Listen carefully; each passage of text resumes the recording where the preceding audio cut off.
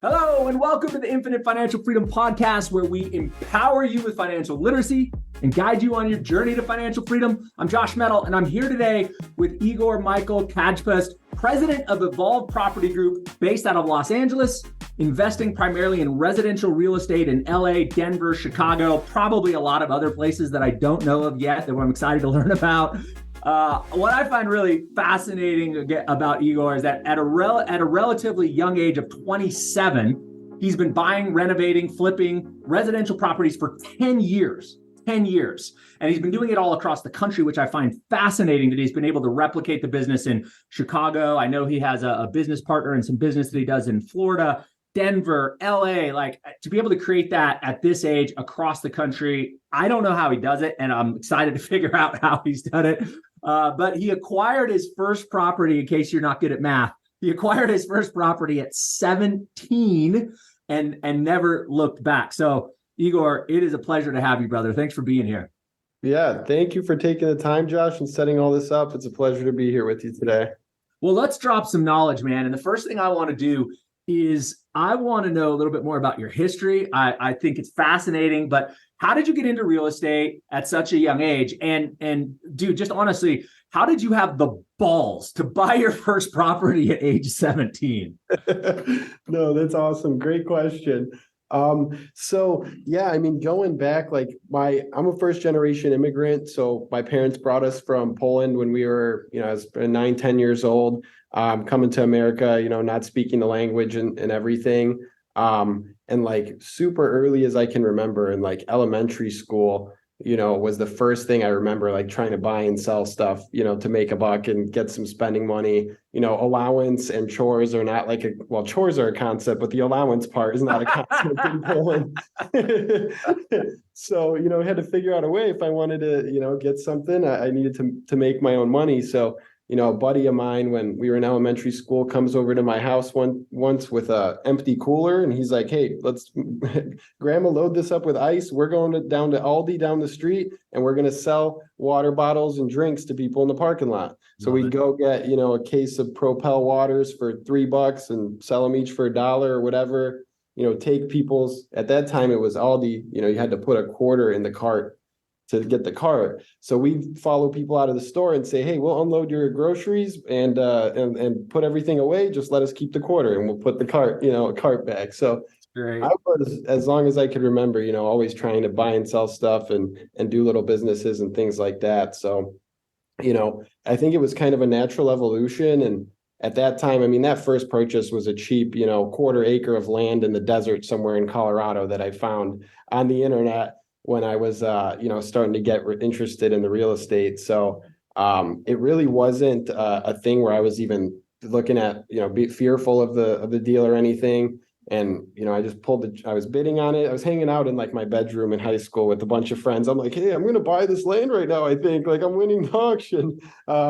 So yeah, bought it, and then I still have that property. It's probably not worth much, but it was a good first, kind of dipping the toe in the water. And yeah, like having the balls to do it wasn't even really a factor. I wasn't scared about it. Once my mom found out I did it, she's like, "What the hell? You're going to lose all your money." Blah, blah, blah. I was like, "No, this is great." So yeah, that's kind of how that came to be.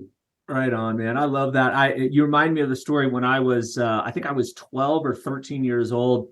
I was in the Boy Scouts. Mm-hmm. And I would go, when my mom would go like grocery shopping, I'd wait outside and I would sell tickets to the Boy Scout Jamboree. And I would just, follow people all the way to their cars, trying to sell them Boy Scout tickets. And I ended up winning the most Jamboree tickets sold by any Boy Scout in California. And it was just like, why not? Like what's the worst thing that's going to happen? I love that youthful enthusiasm to just go try stuff and have that growth mindset. And then for you, it sounds like it parlayed from bottled water to real estate, and it just kind of grew on your successes.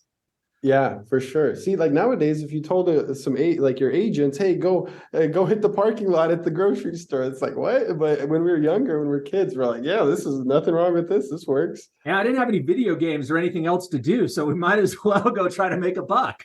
That's right. No, it was cool. And it was a transition, like through water bottles and stuff like that to like cell phones and laptops and then, cars and motorcycles and stuff like that. And just like kind of gradually finding the next thing and ultimately landing on the real estate. So it's been a cool journey so far. Still a long way to go, but interesting progression to reflect back on for sure. So did you ever have a moment where you landed on selling real estate where you were thinking, like, man, I need something bigger to sell because there's more dollars attached to it. Like there's only so much money I can make selling a cell phone. There's only so much money I can make selling a stereo system. There's only so much money I can make selling furniture, but a $1 million house, I can make a lot of money selling $1 million. Did you ever have one of those moments where it kind of like changed your trajectory or path? Yeah, it was kind of, I wouldn't say it was an exact kind of moment that it happened. I think it was like at that time I was doing cars and stuff, and I was like getting towards the end of high school. And I actually did in high school, I got recruited into a VIMA. It was like a multi-level marketing company. Okay, cool. And I mean, I'll say that was a moment that was like kind of like game changing for me, was getting introduced to all of the like Tony Robbins and Zig Ziglar, all the like motivational stuff. And that was at the time, I know we were talking, you said the Rich Dad, Poor Dad, I read that book and all of the like Think and Grow Rich, all that stuff. And I was like, what am I doing selling, cars? I could do whatever I want, anything is possible. And so I was like looking at stock trading and kind of real estate, because I just stumbled into it online, like the courses and stuff, like seeing the guru videos. And I was like, this guy can make all this money doing a house. You don't even have to own it or whatever. And I was like, this is great on the guru sales pitch.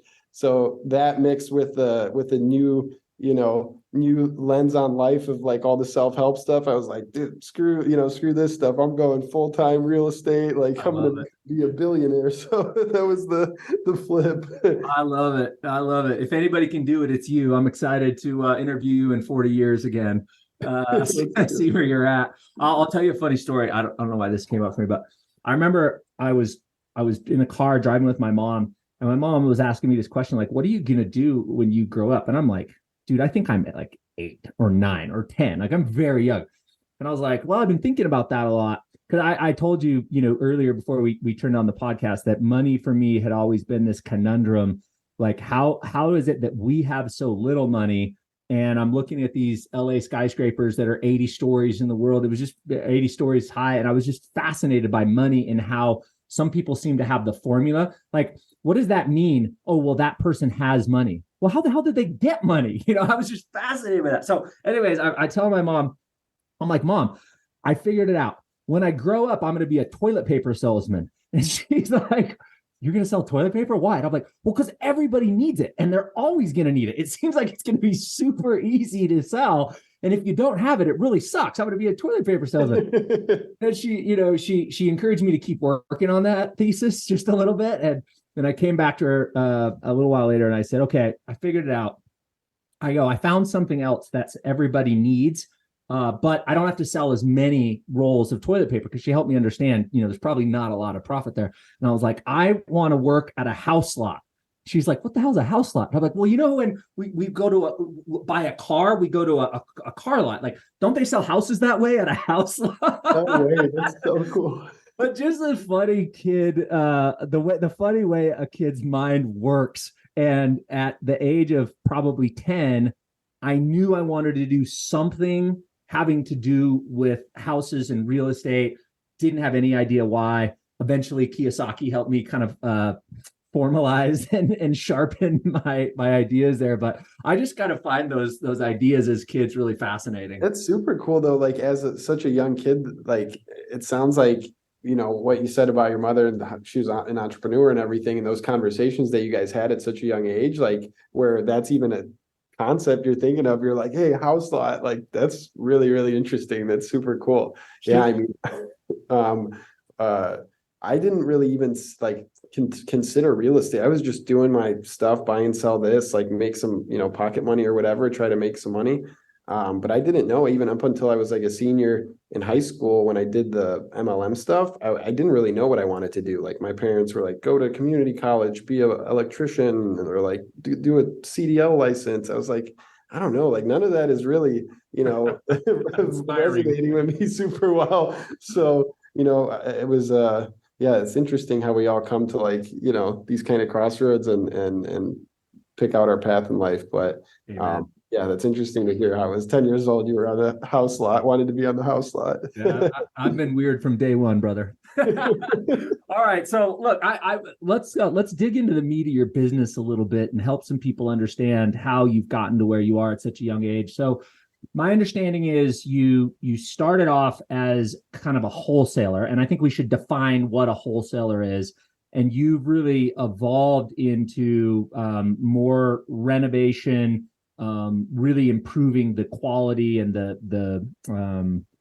the attractiveness of the property to eventually, and now your major business is flipping. So, and then I was reading one of your is a podcast that I heard you do, and you talked about one of the things that was a unique value proposition or something that you do well is your ability to find a deal that other people aren't able to uncover. So let's kind of go through that from wholesale to flipping.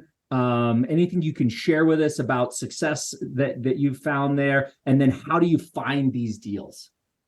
Yeah, awesome. So just a quick overview on what wholesaling is. It's basically like the stuff that you see on Instagram and everywhere where they say, get into real estate, no money down, you could flip properties without owning them. And, that's kind of the sales pitch. But basically how it works is, going out, let's say you've got an investor who buys rental properties in a city and he wants a 3-bed, 2-bath house, and, he could pay up to $125,000. As a wholesaler, your job is to go out, hunt for those types of properties that fit his criteria. And let's say he's willing to pay 125. Your job is to get it under contract for 115,000. You then basically sell that end buyer your spot in the contract, just called an assignment of contract, and they pay you a fee to basically take your spot as the buyer in that contract. So in that case, they'd give you the $10,000 difference. They get to buy the property for 115, so they're into it for 125. The seller gets their 115, you get your 10, and that's basically what a wholesale deal looks like. So being that I didn't have a huge amount of money to start with, that was what I gravitated to, and kind of started to get my footing in the business with, was basically hunting down these good deals and selling them off to other investors for assignment fees. So before we go to, that was a perfect explanation, by the way, thank you. Before we go into the whole flipping and kind of where that's evolved to now, how are you finding these properties, and why is it that the investor didn't just go find these properties for themselves? Yeah, and that's a good question, because most of the time investors are okay with paying the fee, but sometimes they, if you're making sometimes a pretty considerable fee up front, it looks like you didn't really do anything, they're hesitant to sometimes want to pay that up. Right. Usually they're understanding, but that's a good question. I like that you bring it up, because it's really what the majority of our business, like in the flipping business and with all the marketing that we do, like a lot of time is spent on this and finding these good deals. So it's really, especially in a market where inventory is so constrained, like right now, where people don't want to sell stuff, even for top dollar market value, getting them for 10, 20, 30, 40% discounts is even more challenging. Sure. But it's basically, getting in front of the right person with the right message, and doing that as many times as possible until, you get one that makes sense. Yeah. So how that looks like for us at this point, and it's evolved a lot over time, but, we're doing really targeted marketing campaigns, outbound and inbound, to, certain kind of properties and people that fit certain parameters. Mm-hmm. So that might be, we're scraping county records to pull out properties that have code violations and are also behind on their taxes, and the owner's mailing address is vacant or something, mm-hmm. Like stuff where we have to go kind of deep, but the likelihood that property has some distress and is a potential candidate to trade at a discount is higher. let's say you just talked to 100 people in your neighborhood and offered them 70% of the value of the property, you probably wouldn't get a deal.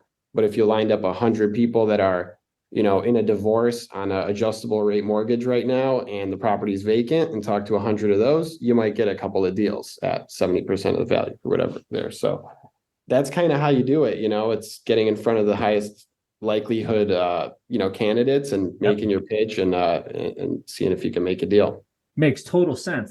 That's actually really smart. And then you mentioned that you're creating a marketing strategy. You alluded to kind of a multi-channel marketing strategy. So walk through that. Does that include direct mail, phone calls, social media, mailers, signs? Like what would a strategy look like once you'd identified those likely characteristics?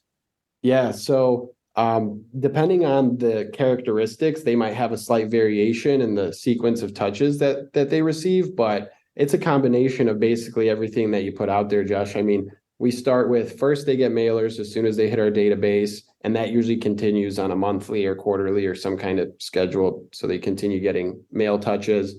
While mail's going out to them, they're getting called and, reached out to repeatedly by, our reps that are trying to get in contact with them. So that's usually phone, sometimes text, sometimes email. If it's a really, high likelihood property that we're trying to find the person for, we do, like there's a marketing provider that takes our mailing list and creates like audiences out of that for online ads and retargets them online at the same time too. Target audiences on social. Yeah. So we're kind of trying to hit it from all angles to get in front of those people that are on our, in our database.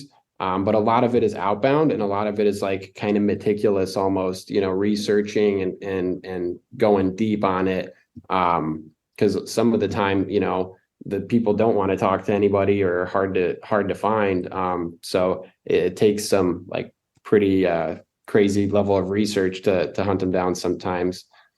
Yeah. So help me understand that a little bit. Like, are there data companies that you outsource that to? Is it county records? Like, how are you getting that data, and how do you go deep on that data? Yeah, so we use like a ton of different softwares to pull, the basic public record stuff. And going really deep on it though, like let's say, for example, a market like Chicago, some of the data like between the county recorder's office, the treasurer's office, and like the court systems, there's no aggregator that I found online that has all of that data accurately. So you're kind of forced to figure out the systems or work with, like document retrieval firms and paralegals and stuff like that, and have them assist you in going out to get certain documents. But it's really kind of like seat time on researching. And, I've been clicking around on the Cook County assessors for 10 years. Like, I'll open up start researching a property. My title lady came to our office a couple of weeks ago, and we like sat down to look at some files, and I'm like flying through all the websites. She's like, holy shit, like I don't even know some of this stuff. So it's really just doing the research repeatedly and finding out, where you can find what information on a lot of the county stuff. Always the county portals are going to have like, that's the truest source. Yeah. And then going back from that, for broader stuff, there's some good aggregators. Property Radar is good. I think they're nationwide now. So there's different providers like that can help with the data too. But ultimately getting down in there in the county records is the best way to go. Right on. Last question along this line of questioning, because I just found it fascinating. How do you, so once you find those characteristics, divorce, adjustable rate, code violations, I thought that was great. How do you then get the phone numbers for those characteristics? So you could take in, like, there's different data providers that'll give you, if you punch in, an address and a name, it'll spit out some contact info, and you pay for that. That's like a paid software service. Yeah. I can drop, actually, Skip Genie is one that's good, that's like publicly available and stuff, and it's not super expensive. Like Intellius and White Pages, stuff like that. So usually though, what you'll see is like, if you put in a big list, you get a bunch of phone numbers for the person, half of them are disconnected. Yeah. And it's a process to get through, but it gives you, it works. It's a little bit of brain damage, but it works. So there's some websites like that. I think the genius about what you're doing is that it's a multi-pronged approach. And I've studied a lot about marketing and how many impressions it takes to actually get somebody to respond. I did a lot of, I spent 10 years learning direct response marketing. And that is, how do I put out a message that creates somebody to raise their hand and say, I'm potentially interested? So rather than me just cold calling the phone book, like you said, I'm going to find some characteristics, a target market. I'm going to put out some sort of a broadcast or message on some medium, and then that person's going to respond to me. So I got an inbound phone call. It's like exactly what you're really describing. And one of the things that Dan Kennedy, who's the godfather of direct response marketing, talks a lot about is you have to think about and match your market. That's the characteristics that you talked about. Your message. What's going to be attractive to them? Can you talk about their problems and how you can solve their problems in as few words as possible? And then the media. And I like how you're approaching that. I'm going to call them. We're going to send something to them right away. We're going to create an audience on social media. Was there another one that I missed? Do you do any texting at all? Yeah, we do. We'll text, email, whatever we need it, to try and get the hand raise up. Yep. Right on. Cool. Well, I mean, you're literally deconstructing Dan Kennedy's consumer direct marketing. So that was great. Thank you. That was super helpful for me. All right. So what kind of let's go. I had another question, but before we go into it, so you did a great job telling about wholesaling and how you have a specialized skill set to find these deals. So let's talk about flipping then, and walk us through your evolution from wholesaling to flipping and kind of what your business model looks like now.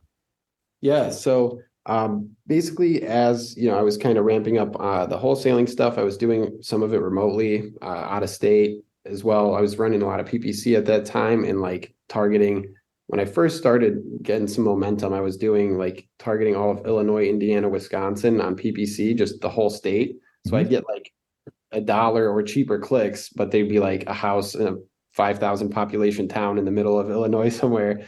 But so I was doing these super cheap houses like that. And that was good for a while. But after I started getting a little bit of success in the wholesaling, I decided to move to Colorado, which that was in like 2015. And once I got into Colorado, I was still doing this for a while, but I started networking with people in Colorado and starting to get deals in Colorado, like wholesale deals. So I did a couple there, but then I'm going to meet up groups and stuff like that. And I'm like, I need a lender. I want to start flipping this stuff. Instead of making, $10,000 on assignment, I can make 60,000 on this house if I could just finance it and do the kitchen and put it up for sale. So I would go to meetup groups and I'd kind of, whenever they give you a chance to get the mic, I'd go up, say, hey, I sold this deal. I made 10,000. If someone would have given me 150 grand, we could have made, 50,000 or whatever.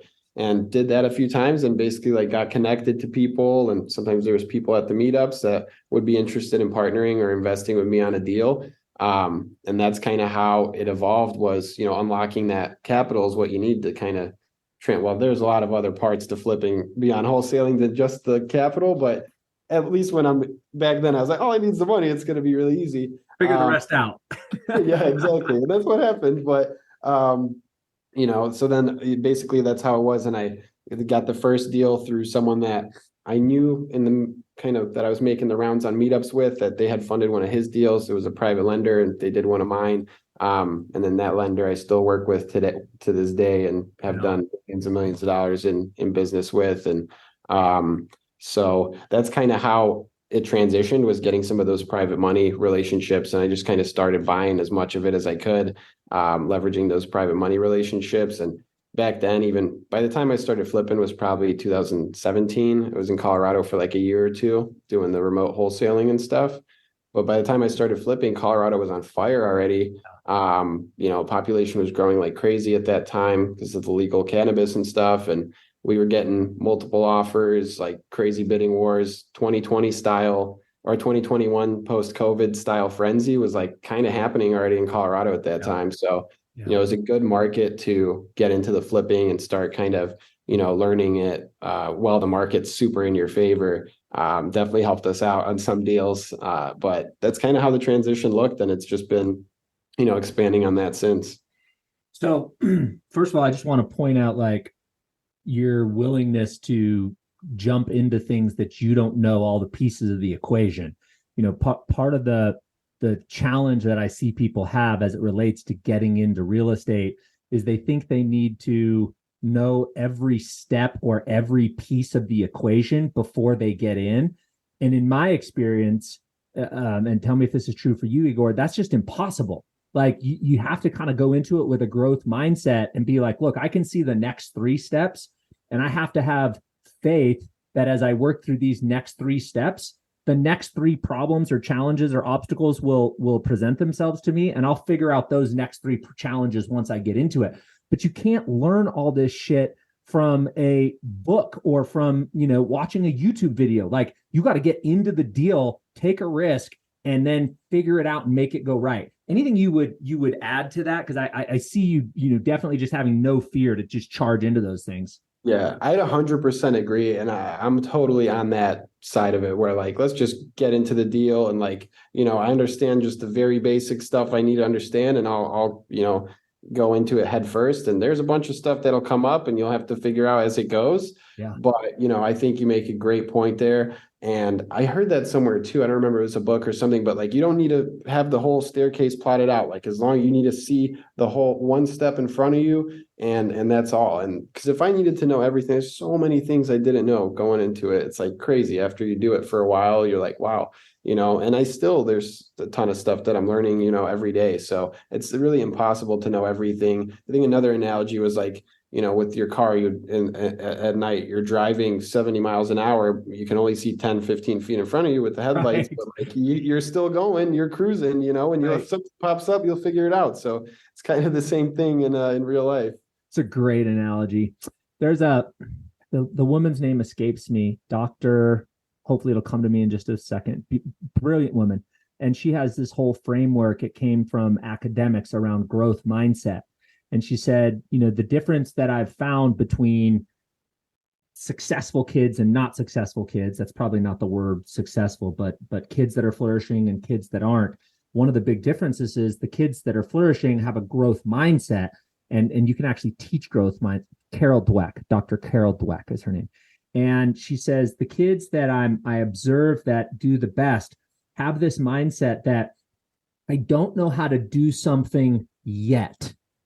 And it's like they know, to your point, Igor, I'm going to drive this road until I learn the next turn and the next turn and how to accelerate and decelerate. And then there's another segment of kids that they have I can't do that because I don't know how to do it mindset, right? And so her whole thing is, how do we cultivate kids to have a growth mindset where, they don't know how to do it, but they have a belief that they don't know how to do it yet. And that's really what you're describing. And I think you have to have that to get started in the real estate game.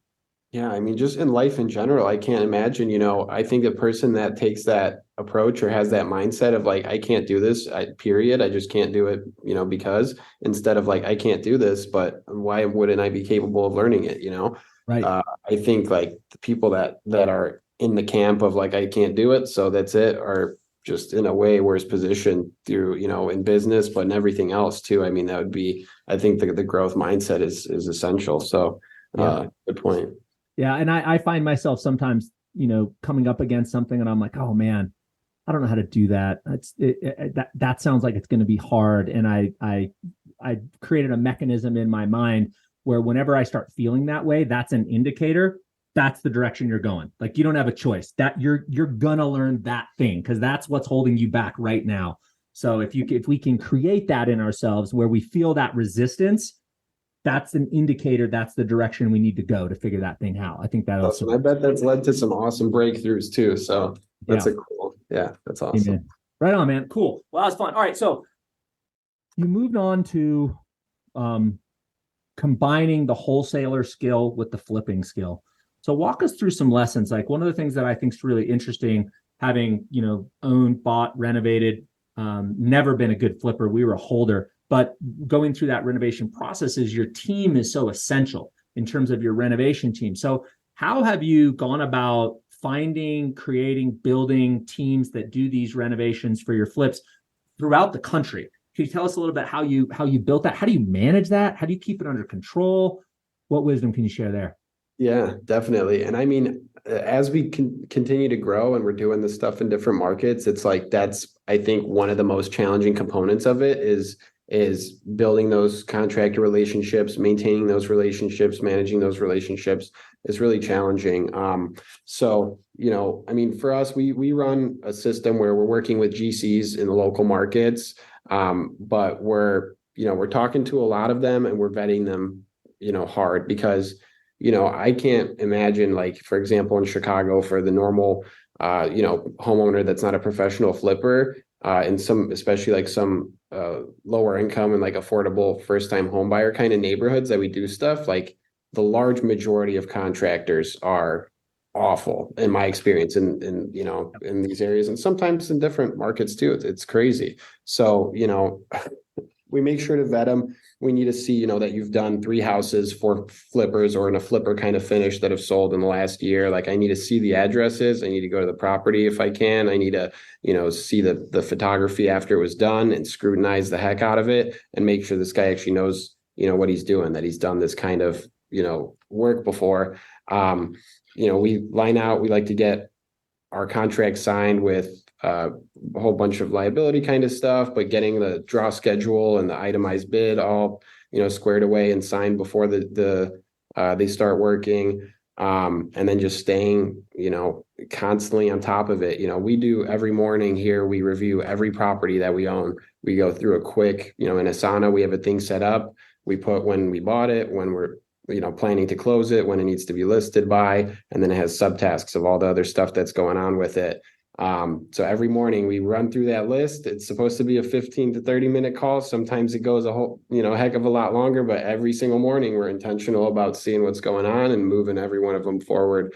So it's a lot of work, but we kind of manage, and it seems like it's kind of, you're building the plane as you're flying kind of thing, especially with contractors. So, we still have issues to this day with contractors, but it's mitigating the risk as much as possible, making sure we're not, way ahead on the draws or anything for work that hasn't been done yet, keeping that super tight and just minimizing the risk for when things do go wrong so that we could, adapt and get it done. So that's a couple of points on the construction. I mean, I'm sure we could talk about that forever. There's so many, like that's a full-time job in itself. I'll touch a little bit on, I had a point because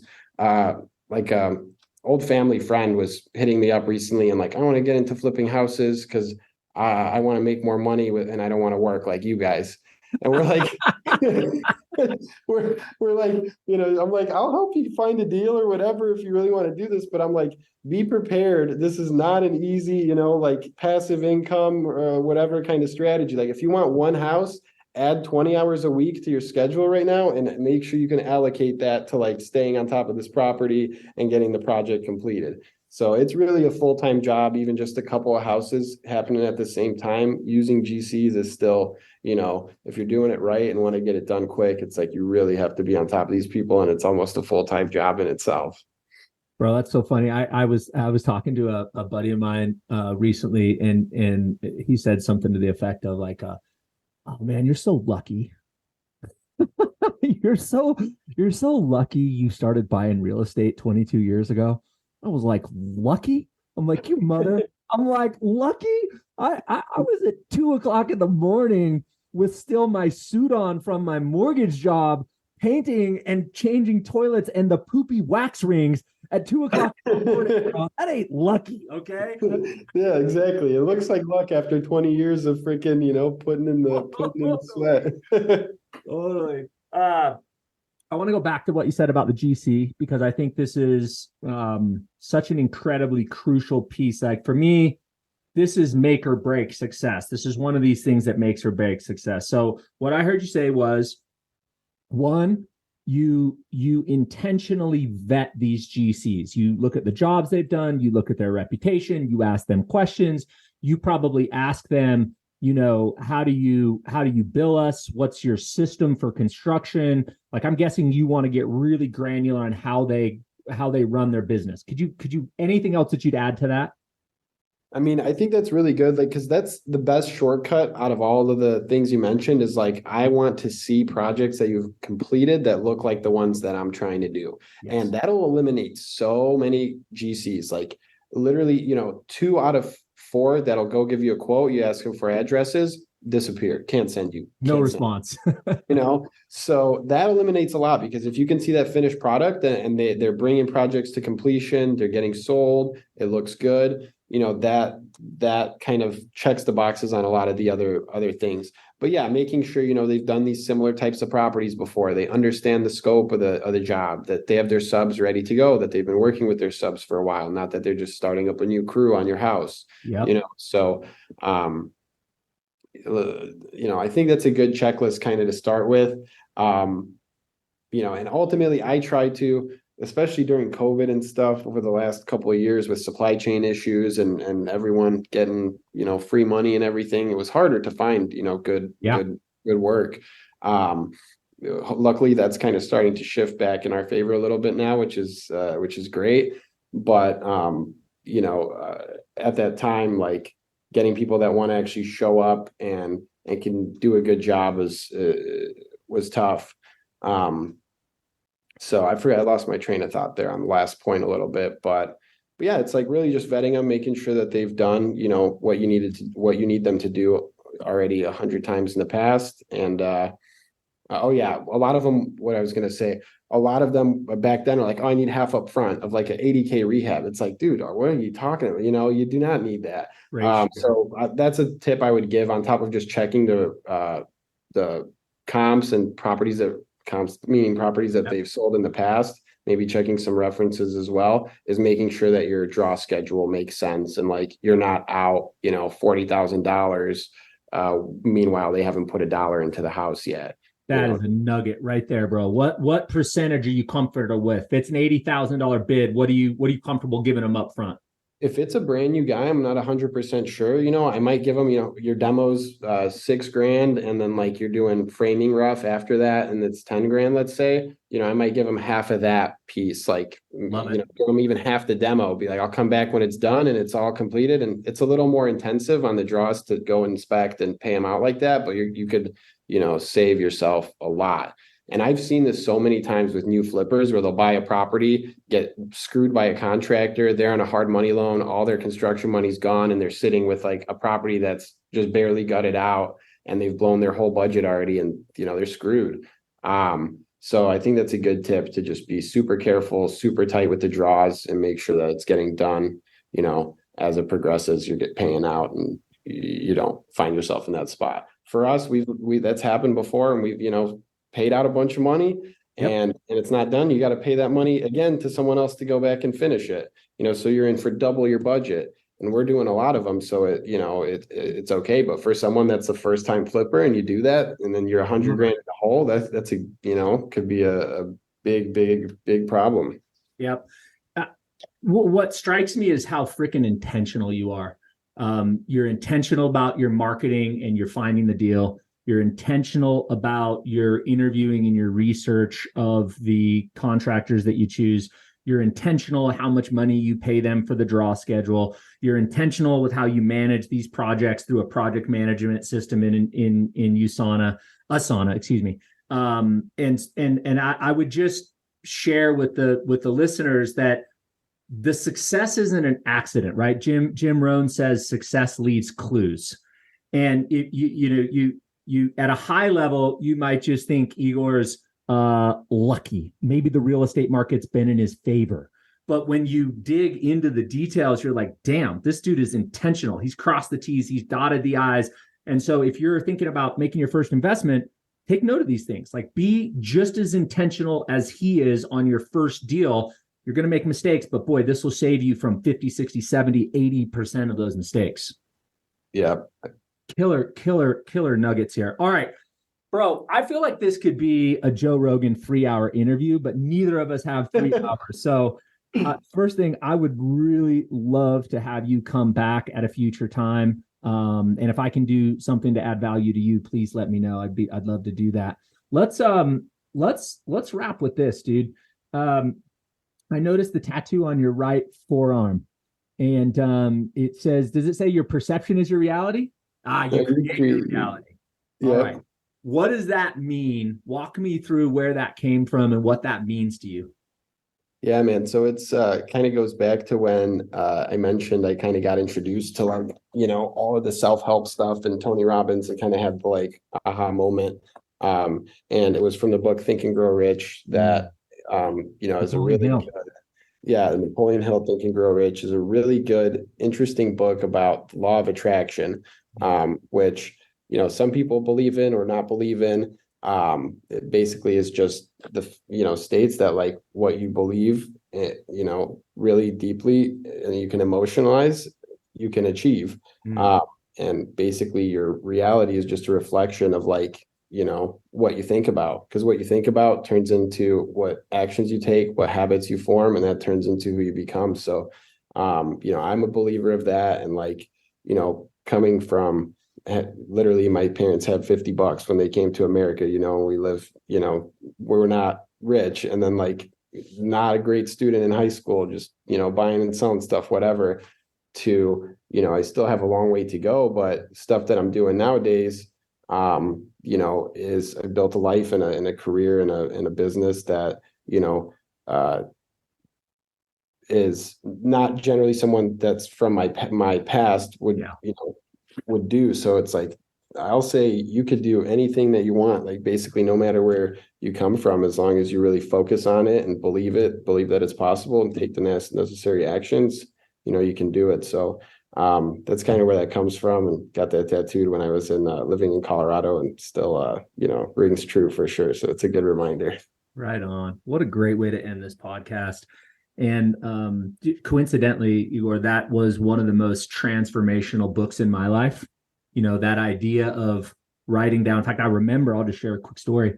Remember in that book where he says, write down with specificity where you want to be in 30 years or whatever your time horizon is, and then revisit that thing. I remember reading that and thinking, that is such a load of shit. Like, that is just such bullshit, right? And then I was like, but what if it isn't? All right, I better just do it just in case it isn't. And speaking to the law of attraction, like I remember writing down, I want to have 100 cash flow positive rental properties by the time I'm 50. I was 21-ish when I wrote that.